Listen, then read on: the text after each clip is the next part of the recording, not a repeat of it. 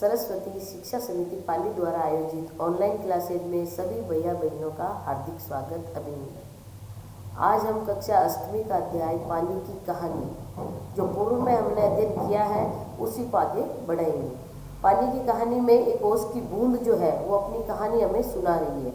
हमने देखा उस ओस की बूंद ने बताया कि वो किस प्रकार वायुमंडल में विलीन रहती है, फिर किस प्रकार भाप बन के वो ऊपर की ओर उठती है, बादलों का निर्माण होता है, वापिस वर्षा होती है। अर्थात हमने पानी के तीनों रूप देखे थे, जलचक्र को समझा था। आज उसी विषय वस्तु को आगे बढ़ा रहे हैं और आज हम देखेंगे कि पानी की बूंद जो है वो तरल अवस्था में भूगर्भ में जाकर किस प्रकार मिलती है और वो अंदर क्या क्या हलचलें देखती है। तो उसके जीवन में अब आगे जब वो बढ़ रही है वो देखती है कि चारों ओर धुआं, रेत, पिघली हुई धातुएं तथा लपटें निकल रही थी। ये दृश्य बड़ा ही शानदार था और इसे देखने की हमें बार बार इच्छा होने लगी। वो बता रही है कि जैसे पृथ्वी के भूगर्भ में हम गई तो हमने देखा चारों ओर क्या था, तरल पदार्थ फैला हुआ था। अब उसी पदार्थ के विषय में वो बता रही है, अर्थात वो तरल पदार्थ जो अंदर भूगर्भ में फैला हुआ है वो क्या है, पृथ्वी का तापमान जैसे जैसे नीचे जाते हैं अधिक बढ़ता जाता है, उसी अनुसार हर एक धातु जो है वो तरल अवस्था में है। तो अब उसी तरल अवस्था में जब हलचल होती है, अर्थात पृथ्वी की जो आंतरिक हलचल होती है उसके कारण एक प्रक्रिया होती है जिसका नाम है ज्वालामुखी। आज हम ज्वालामुखी की प्रक्रिया को समझेंगे। ज्वालामुखी के अंदर क्या होता है, जब धातुएं होती है तरल अवस्था में अंदर विद्यमान रहती है, तो भूगर्भ के अंदर विद्यमान रहती है, तो तरल जो पदार्थ है वो जब भूगर्भ के अंदर होता है तब उस पदार्थ को हम जानते हैं मैग्मा के नाम से। किस नाम से जानते हैं? मैग्मा के नाम से। अब पृथ्वी की आंतरिक जो हलचल, जैसे आपने भूकंप के विषय में समझ ही रखा है, उसमें क्या होता है, दरारें पड़ती है, अत्यंत हानि होती है। वैसे ही भूगर्भ का जब तापमान अधिक हो जाता है तब ये मैग्मा पदार्थ जो है वो किसके माध्यम से, ये नली जो आपको दिखाई दे रही है जिसको हम कहेंगे क्रेटर के माध्यम से वो गर्म पदार्थ क्या होगा, जहाँ परत कैसी होगी, पृथ्वी की ऊपरी परत कैसी होती है, कमजोर होती है, उस स्थान पे वो अपना स्थान स्वयं बना लेती है। ऊपरी परत जहाँ कमजोर होती है वहाँ से ये मैग्मा जो है वो एक विस्फोट की तरह बाहर निकलता है और उस विस्फोट का ही नाम है ज्वालामुखी। अब इसमें क्या होता है, आग के रूप में ये बाहर निकलती है, जिसमें ये मैग्मा जो है किस रंग में होता है, या तो होता है काले रंग में, लाल रंग में या गहरे भूरे रंग में। ये तीन रंग के अंदर ये मैग्मा बाहर निकलता है और इसके नाम में भी परिवर्तन होता है। अंदर तो इसको हम मैग्मा के नाम से जानते हैं और जैसे ये बाहर निकलता है, ये निकल रहा है चारों ओर क्या है, मैग्मा ही है, लेकिन इसको हम किसके नाम से जानेंगे, लावा के नाम से। मैग्मा और लावा आपको लिखना नहीं है, एक ही चीज है। अब इस लावा बाहर निकलने के बाद में जब ये आसपास की भूमि पर जमाव कर लेता है, मतलब जम जाता है, तो जब इसका जमाव हो जाता है तभी चट्टानों का निर्माण होता है और उस चट्टान का नाम है आग्नेय चट्टान। कौन सी चट्टान का निर्माण होता है? आग्नेय चट्टान का निर्माण। अर्थात ज़्यादा नहीं तो आप ये समझ लो कि पृथ्वी के भूगर्भ में जब हलचल होती है तो आग के रूप में लावा मैग्मा बाहर निकलता है और उससे जिस चट्टान का निर्माण होता है उसी का नाम आग्नेय है, मतलब आग से आग्नेय का निर्माण होता है। अब वो पानी की जो बूंद है वो अपनी कहानी बता रही है कि मैंने मेरा ऐसा रूप भी देखा है। उससे पहले अपन ने ये देखा था कि उसने समुद्र की अथाह सागर में जाकर अपने रूप के विषय में या कई खोज की थी। जैसे उसने जलीय जीव जंतु देखे थे, ऐसे जीव देखे थे जिनमें लाइट चमक रही थी, स्टारफिश, हाँ, ऐसी मछलियाँ देखी थी जो आदमी के शरीर जितनी लंबी थी। तो यहाँ पे तो ये हुआ, इसने ज्वालामुखी की प्रक्रिया समझाई है उसकी बूंद ने।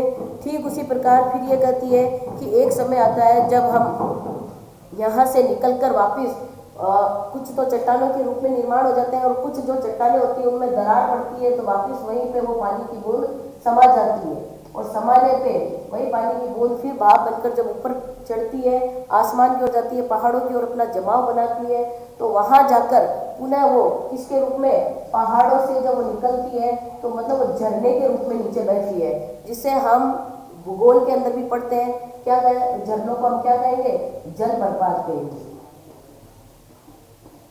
जलप्रपात के रूप में फिर वो तेज वेग से नीचे की ओर बहती है, जिसके कारण ऐसा माना जाता है, हम मानते हैं पानी बहुत निर्मलता का प्रतीक है, बहुत सरलता का प्रतीक है। लेकिन वही पानी जब अपने वेग से या तीव्र वेग से ऊपर से नीचे की ओर गिरता है, तब उसके द्वारा बड़े बड़े जो पत्थर है वो भी टुकड़ों में बदल जाते हैं, जिससे हम कौन सी क्रिया कहेंगे?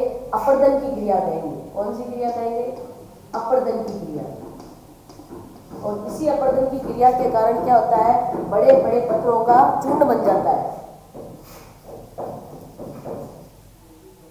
बड़े बड़े पत्थरों का ये क्या बना देती है? चूर्ण बना देती है। और इसी से किसका निर्माण होता है? मिट्टी का निर्माण होता है। और एक चीज अपन देखें तो वही चीज सूर्य की गर्मी से या बार बार बादलों की वर्षा से क्या होता है? पहाड़ों के ऊपर कभी गर्मी तेज और कभी ठंडी बूंदों के कारण ठंडक आ जाती है, जिसके कारण पहाड़ों के अंदर भी क्या पड़ जाती है? दरारें पड़ जाती है, जिनसे पत्थर गुड़कते गुड़कते नदी के किनारे आ जाते हैं, जो टालसू पत्थर भी कहलाते हैं। और उन्हीं पत्थरों के माध्यम से फिर वही अपर्दन की क्रिया के टकराव के कारण उन्हीं पत्थरों से फिर मिट्टी वो पत्थरों का चूरा हो जाता है और मिट्टी का निर्माण होता है। और शुद्ध मिट्टी के लिए इसमें कुछ जीवाश्म इत्यादि भी मिल जाते हैं। इसलिए पानी की बूंद हर एक पैराग्राफ में अपनी एक एक कहानी हमें बताती जा रही है। पहले में इसने अपना रूप बताया, दूसरे पैराग्राफ में इसने बताया कि किस प्रकार ये जल चक्र में विद्यमान होती है, मतलब पूरा जलीय चक्र हमने समझा था। तीसरे में ये समुद्र क्या था, सागर में जाती है, वहाँ पे बताती है कि इसने क्या क्या अनुभव किए, कौन कौन से जीव जंतुओं को देखा। फिर इसने ज्वालामुखी के विषय में बताया, लाल पीली चट्टानों का निर्माण। और वो चट्टान अभी मैंने बताया था आग्नेय चट्टान। वैसे चट्टानें तीन होती है, आग्नेय चट्टान, अवसादी चट्टान और कायंत्रिक। लेकिन लावा के माध्यम से जिस चट्टान का निर्माण होता है वो आग्नेय चट्टान कहलाती है। अब इसके आगे वो बताती है कि मैं एक पहाड़ पर गिरी और अपने साथियों के साथ मिली। अभी मैंने बताया पहाड़ पे गिरी वही बूंद जाकर बादलों के माध्यम से अपने साथियों से मिली, मतलब वहाँ पे जो और पानी की बूंदें थी उनसे उनका मिलन हुआ, एक साथ मिली सब। अब वो बताइए पहाड़ों में एक पत्थर से दूसरे पत्थर पर कूदने और किलकारी मारने में जो आनंद आया वह भूला नहीं जा सकता। जिस प्रकार बच्चे आपस में मिलजुल कर खेलते हैं तो उन्हें आनंद की प्राप्ति होती है, तो ठीक उसी प्रकार ये भी पानी की बूंद भी अपने ग्रुप में मिल चुकी है और खेल रही है। अर्थात अभी मैंने नाम बताया था आपको जलप्रपात, ये जलप्रपात का इसने निर्माण किया है। फिर है एक बार बड़ी ऊंची शिखर पर से कूदे और नीचे एक चट्टान पर आकर गिरे। बेचारा पत्थर हमारे प्रहार से टूटकर खंड खंड हो गया। अब बेचारा पत्थर जो नीचे था, मतलब ऊपर पहाड़ों से चट्टान पे गिर रही है, ध्यान रखना। अभी मैंने बताया आपको नाम अपर्दन की क्रिया का। नीचे चट्टाने हैं और उस पर जब वो पानी गिर रहा है तो वो पत्थर कैसा हो गया? चूर्ण चूर्ण हो गया, चूर्ण चूर्ण हो गया। ये जो तुम इतनी रेत देखते हो पत्थरों को चबाकर हम ही बनाते हैं। तो कुल मिलाकर इसमें भाग किसका है? पानी का ही है। इसलिए पानी को निर्मलता का प्रतीक तो मानते हैं, लेकिन कोई भी प्राकृतिक या पंच तत्व हो वो अपने वेग से जब ऊपर की ओर हो जाते हैं, अर्थात कहते हैं तो वेग से पंचम वेग की स्थिति में पहुंच जाते हैं, तब वो अपना अपना अस्तित्व तो रखते ही है, लेकिन क्या होता है? पृथ्वी में उथल पुथल की स्थिति पैदा कर देते हैं। ये जो तुम इतनी रेत देखते हो वो किसने निर्माण की है? तो वो जल ने निर्माण की है। इसके आगे है फिर वो अंतिम में बताती है कि हम अपनी विजय से उन्मित होकर हम लोग इधर उधर बिखर गई। मेरी इच्छा हुई बहुत दिन तक समतल भूमि नहीं देखी थी, अर्थात उसकी इच्छा हुई समतल भूमि देखने की।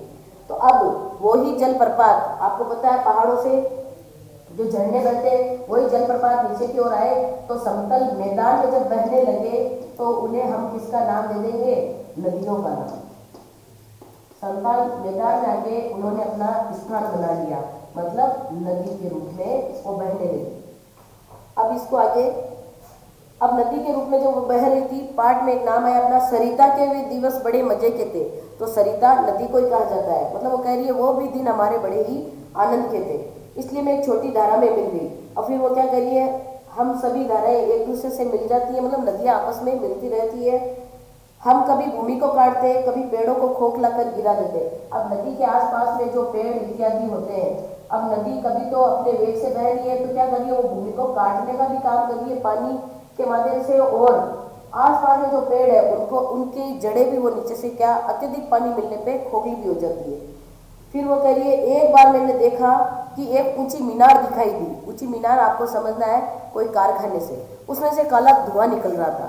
तो ओस की बूंद की क्या कहानी है, सारी और भ्रमण कर रही है तो वो उस मीनार के किनारे जाती है और वो जैसे ही देखती है कि मैं इसके आसपास जाऊं तो वो ऐसा पाती है कि वो मीनार वाले नल या पाइपलाइन के माध्यम से उस नदी के पानी को अपने कारखानों में प्रयोग में लेते हैं, जिसके कारण वो कहती है मैं अपना अस्तित्व खो चुकी थी, मैं तड़प रही थी उन नालों के बीच में। लेकिन एक दिन ऐसा आया कि एक नाला बीच में से टूट चुका था और वापिस मेरा पानी उसी पृथ्वी के भूगर्भ में समा गया और मैंने चैन की सांस ली और फिर वापस वही कहानी, सूर्य उदय हुआ और वो भाप बनकर वापस ऊपर की ओर उड़ गई। तो ये थी अपनी पानी की कहानी, इसको आपको समझना है। ज्वालामुखी का चित्र आपको कॉपी में भी बनाना है। अपर्दन की क्रिया किसे कहते हैं, ये प्रश्न भी आपको गृह कार्य में करना है। धन्यवाद।